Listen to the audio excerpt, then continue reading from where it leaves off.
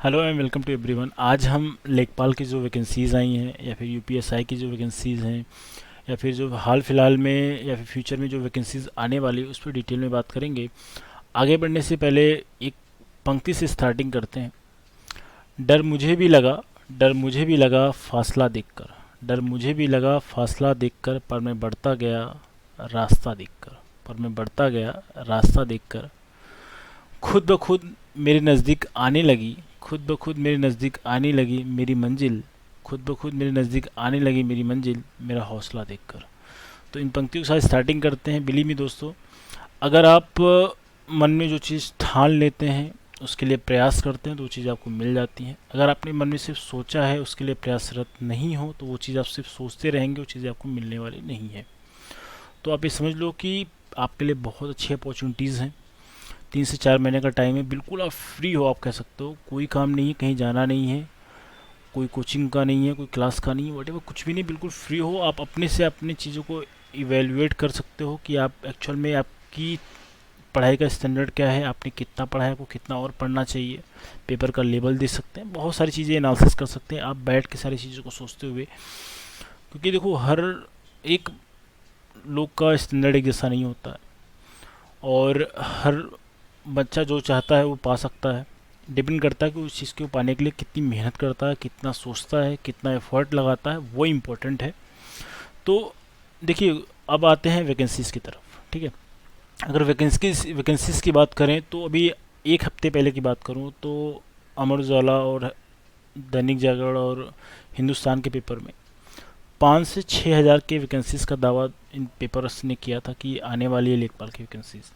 तो इस चीज़ को मैंने क्लियर करने के लिए मैं जब यूपी ट्रिपल एस सी के साइट पे गया, तो वहाँ पे मैंने देखा कि गवर्नमेंट के पास 2015 में 30,000 के आसपास वैकेंसीज थी, जिसको इन लोगों ने 2015 में ही 24,600 वैकेंसी 635 वैकेंसी इन लोगों ने फिल कर लिया, भर लिया है।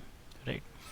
अब इन रिक्तियों के बाद जो वैकेंसीज बची हुई हैं, आप समझ लो 5 से 6 हज़ार के आसपास वैकेंसीज हैं। इन्हीं के बीच में कोई आंकड़ा आएगा आपका। अभी तो नोटिफिकेशन के बाद ही पता लग पाएगा कि एक्चुअल में कितना एक्चुअल नंबर जो है वो पता लगेगा हमें। तो ये सारी चीज़ तो हमें कंफर्म है, बट ये आने का जो उन लोगों ने टाइम दिया है, ये उन्होंने बताया कि ये लॉकडाउन समाप्त होने के पश्चात, या फिर आप कह सकते हो जो कंडीशंस चल रही हैं, कंडीशंस बिल्कुल नॉर्मल होने के पश्चात ये सारी चीज़ें आपको नोटिफिकेशन के फॉर्म में मिलेंगी। अब देखिए, नोटिफिकेशन के फॉर्म में मिलेंगी, इसका जो सिलेबस तो आप जब तब नोटिफिकेशन आएगा तब आप एकदम एग्जैक्टली समझ पाओगे। एक्चुअली कोई अगर वो संशोधन ना करें, तो 2019 में इन लोगों ने लेखपाल की वैकेंसीज का अनाउंसमेंट किया था, लेकिन कुछ विवाद के कारण उसमें ओबीसी के बच्चों के लिए कुछ सीट्स नहीं थी, तो उस चीज़ को कैंसिल कर दिया गया था। अगर उस चीज़ को अगर बेस बना के चीज़ों को अगर समझा जाए, तो उसमें 4 सब्जेक्ट था। 4 सब्जेक्ट में मैथ और हिंदी, जीएस और ग्रामीण समाज विकास वाला चीज़ें, ये 4 टॉपिक पढ़ना था आपको सब्जेक्ट के फॉर्म में। अब देखिए, अगर बात करें तो ग्रामीण विकास वाले की, तो ग्रामीण विकास वाला टॉपिक कुछ ऐसा है कि इसके लिए अगर कुछ रिकमेंडेड बुक अगर कर दिया जाए, आपको बता दिया जाए, प्रेफर कर दिया जाए, तो आप पढ़ो तो वो चीज़ें उससे करीबन 70 से 80% या फिर 90% के आसपास चीज़ें आप कर सकते हैं।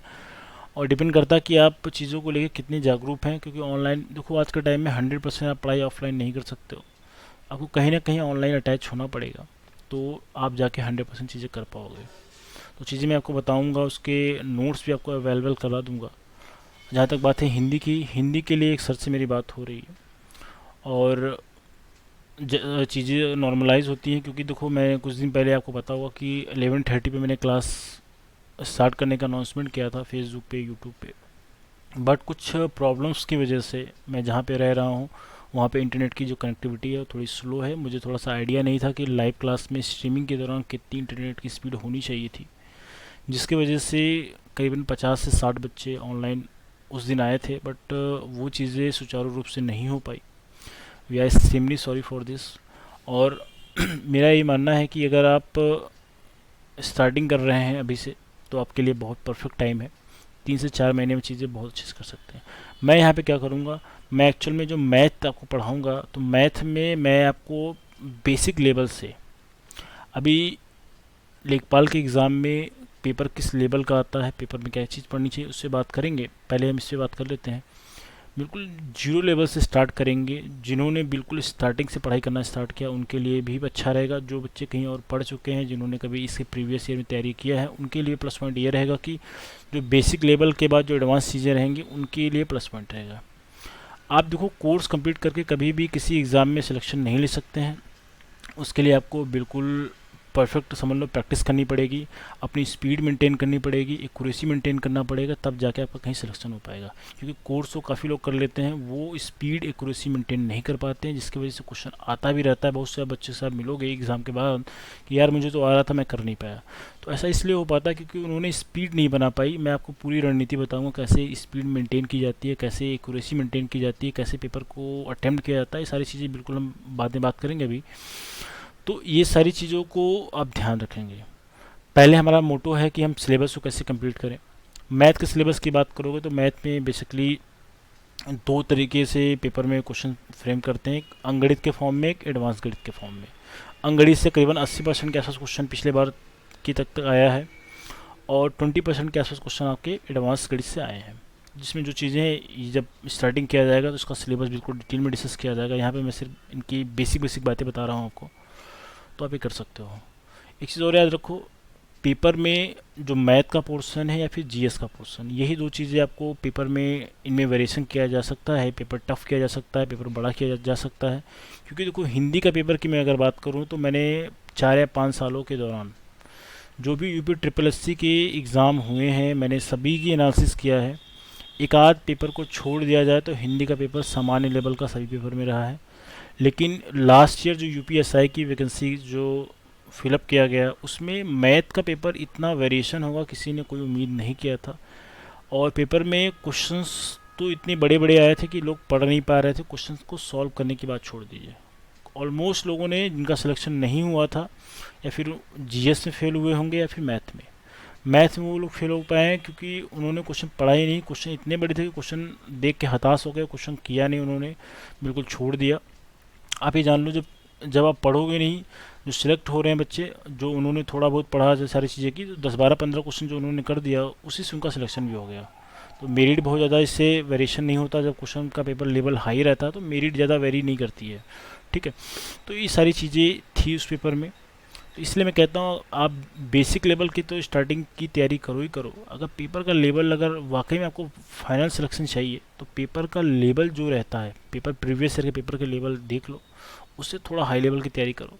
जिससे ये है कि अगर पेपर का वेरिएशन अगर होता है तो आप इस चीज़ के लिए तैयार रहो, और आपको कहीं से ऐसा ना लगे कि पेपर में हताश ना हो देख के पेपर। क्योंकि लेवल, जिस लेवल की आप तैयारी करते हो ना, पेपर में वो चीज़ें आपको समझ में आ जाती हैं कि एक्चुअल में आप वो चीज़ वहाँ पे ना फील करो। पेपर में जाने से पहले इतनी प्रैक्टिस कर लो, इतनी चीज़ें कर लो कि आपको वहाँ ऐसा फील ना हो कि अगर आपने यहाँ पे 100 200 पेपर टेस्ट पेपर प्रैक्टिस करके गए हो, तो आपको वहाँ पे ऐसा ना लगे कि आप नया पेपर दे रहे हो। ऐसे कुछ नहीं होना चाहिए। आप इन पेपर से इतना सीख के जाओ, प्रैक्टिस करके जाओ, जिससे आपको लगेगा 100 पेपर आपने दिया है तो वहाँ पे 101 वाला पेपर दे रहे हो। बिल्कुल आसानी के साथ आप पेपर क्वालिफाइड कर सकते हैं, इसमें कोई ऐसा नहीं है। बट इसके लिए आपको रणनीति बनानी पड़ेगी, प्रैक्टिस करना पड़ेगा। 3 से 4 महीने अपने आपको बहुत ज़्यादा जी तोड़ वाली मेहनत करनी पड़ेगी, क्योंकि कंपटीशन तो बहुत ज़्यादा है। 20 से 25 लाख फॉर्म पिछले साल, जो पिछले बार की जो वैकेंसीज आई थी उसमें फॉर्म फिलअप हुए थे। तो आप समझ लो 20 25 30 लाख के आसपास जो वैकेंसीज के लिए फॉर्म भरे जाते हैं। तो सोच लो लेवल किस तरीके का कंपटीशन रहता है। मैं मानता हूँ कि करीबन 4 या 5 लाख ही बच्चे इसमें ऐसे होते हैं जो लेवल का टक्कर देते हैं, जो पढ़ाई अच्छी किए रहते हैं, उनके बीच में कंपटीशन रहता है। बाकी 10 से 12 15 लाख के आसपास जो बच्चे होते हैं वो कंपटीशन में कभी रहते नहीं, उन्होंने फॉर्म ऐसे ही फिलअप कर दिया होता है।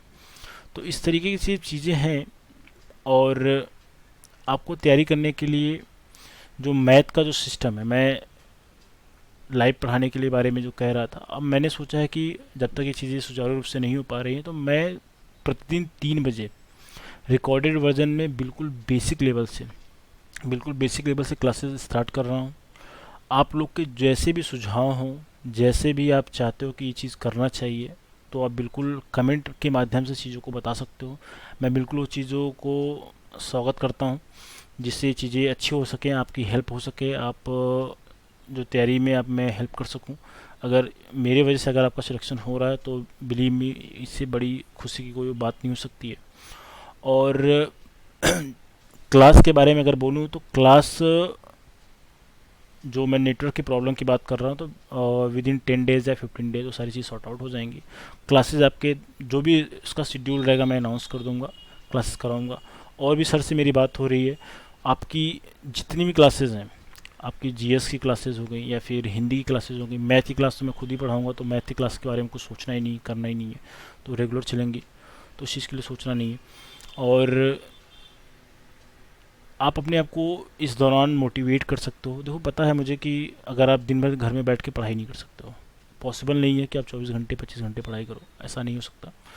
तो इसके लिए आप यूट्यूब वगैरह पे या फिर गूगल पे आप जाके कुछ चीज़ें, कहानियाँ ऐसी सर्च करो, पढ़ो, जिससे आप अपने आप को मोटिवेट कर सको। मैं आपको बताऊं, मैं अभी 2 दिन पहले मैं गूगल पे सर्च कर रहा था, तो उसमें मुझे एक कहानी मिली, आपको शायद इससे मोटिवेशन मिलेगा।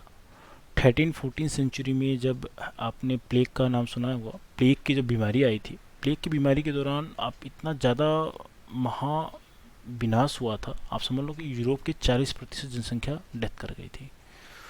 तो डेथ कर गई थी तो समझ लो कि कितना खतरनाक प्रकोप रहा होगा, आप समझ सकते हैं। तो उस दौरान जो न्यूटन साहब थे, आप जानते होंगे, बहुत प्रसिद्ध वैज्ञानिक थे, लंदन की एक बहुत फेमस यूनिवर्सिटी में पढ़ते थे। तो उनका घर वहाँ से 10 से 15-20 किलोमीटर के आसपास था, तो वो अपने घर पे शिफ्ट हो गए, और बिलीव नहीं करोगे, 1 साल तक उन्हें अपने घर से बाहर जाने का, कहीं पढ़ने का कहीं मौका नहीं मिला।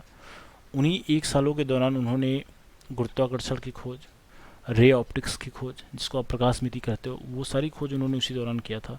उन्होंने सेब गिरता हुआ देखा, ऐसा नहीं कि सेब कभी इसके पहले गिरता नहीं था, वो सारी चीज़ जो सोच होती थी उन्होंने वहाँ पे डेवलप किया। गुरुत्वाकर्षण का नियम दिया, जो आज भी हम सारी चीज़ पढ़ते हैं। रे ऑप्टिक्स की एक समझ लीजिए स्टार्टिंग किया, प्रकाश मिति की स्टार्टिंग किया, जो आज तक हम पढ़ते आ रहे हैं, आपने भी पढ़ा होगा, हमने भी पढ़ा है। तो वो सारी चीज़ें बिल्कुल स्टार्टिंग किया, तो उन्होंने 1 साल के दौरान एकांतवास में जो चीज़ें सोचा, अपने ऊपर का वर्क किया, तो आप भी ऐसा कर सकते हैं। एकांतवास को पॉजिटिव वे में लीजिए, नेगेटिव वे में मत लीजिए। बहुत ज़्यादा बाहर घूमने का मतलब ये है कि अगर आप बहुत ज़्यादा बाहर घूमोगे, आप पता है कि कोरोना लेके अगर आ गए तो बड़ी समस्याएं हो सकती हैं आपके लिए, आपके परिवार के लिए। आप जान रहे हो किस तरीके से स्थिति है इस समय, तो वो चीज़ बताने की ज़रूरत नहीं है। सो मैं यही आपसे विनम्र निवेदन करूंगा कि अगर आपकी जैसी भी समस्याएं हैं क्लास को लेकर या फिर किसी भी विषय को लेकर, तो आप कमेंट के माध्यम से बता सकते हैं। क्लासेस बिल्कुल रेगुलर वे में चलेंगी, रिकॉर्डेड वर्जन में 10 से 12 दिन क्लास मिलेंगी, और बिल्कुल स्टार्टिंग से बिल्कुल सिस्टमेटिक वे में चीज़ें कराई जाएंगी। एंड जो लोग पहली बार चैनल देख रहे हैं वो सब्सक्राइब कर सकते हैं, नोटिफिकेशन पा सकते हैं, बेल आइकन दबा सकते हैं, जिससे मैं जितनी भी क्लासेस आपको लेके आऊँ आपके लेखपाल एग्ज़ाम के लिए, या फिर आप देखो एक एग्ज़ाम ऐसा नहीं कि मैं ये लेखपाल के लिए करा रहा हूँ तो ये केवल एग्ज़ाम लेखपाल के लिए सीमित है, तो इससे कई एग्ज़ाम्स के लिए आप अप्लाई कर सकते हो, तो उन सभी के लिए कारगर होगा। और यूपीएसआई के लिए भी एक मैं क्लास अलग से कंडक्ट कराऊंगा विद इन 2 या 3 डेज, इसकी भी अनाउंसमेंट मैं कर दूंगा कैसे कैसे क्या करना है। तो पहले लेखपाल से स्टार्टिंग करते हैं, आप लोग सभी लोग जुटिए और इसको सब्सक्राइब कर सकते हैं। तो अगर आपको पसंद आ रहा है कि चीज़ें समझ में आ रही हैं तो आप सब्सक्राइब कर सकते हैं और हमारे साथ बने रह सकते हैं।